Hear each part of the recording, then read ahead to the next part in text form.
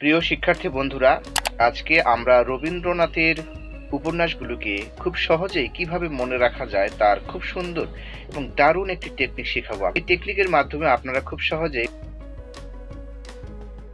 রাখতে পারবেন। চলুন আমরা টেকনিকটি দেখে নিই। করুণা করে আমায় বউ ঠাকুরানীর হাটে পৌঁছে দিও, সেখানে হয়তো রাজর্ষির সাথে দেখা হতে পারে। নৌকাডুবির কারণে তার সাথে আমার সব যোগাযোগ বন্ধ। আমার ভাই ও দুই বোন গোরাকে ঘরে বাইরে অনেক খুঁজেও পায়নি। অবশেষে জীবনের 4 অধ্যায় পেরিয়ে মালঞ্চে বসে লিখছি শেষের কবিতা।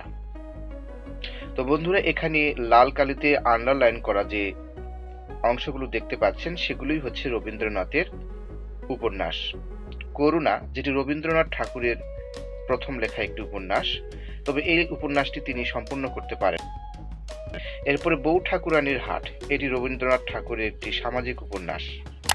এরপরে রয়েছে রাজর্ষি, নৌকাডুবি, যোগাযোগ, দুই বোন এবং ঘরে বাইরে। ঘরে বাইরে উপন্যাসটি রবীন্দ্রনাথ ঠাকুরের চলিত ভাষায় লেখা কিন্তু প্রথম উপন্যাস। এরপরে রয়েছে 4 অধ্যায়, এটি রবীন্দ্রনাথ ঠাকুরের একটি বিয়োগান্তক উপন্যাস। এরপরে মালঞ্চ এবং সর্বশেষ যে উপন্যাসটি সেটি হচ্ছে শেষের কবিতা। এটি রবীন্দ্রনাথ ঠাকুরের একটি রোমান্টিক কাব্যধর্মী উপন্যাস। আশা করি এই টেকনিকটি অবলম্বন করে আপনারা খুব সহজেই এখন রবীন্দ্রনাথ ঠাকুরের উপন্যাসগুলোকে মনে রাখতে পারবেন। ভিডিওটি ভালো লাগলে একটি লাইক করুন এবং আমাদের চ্যানেলটিকে সাবস্ক্রাইব করুন।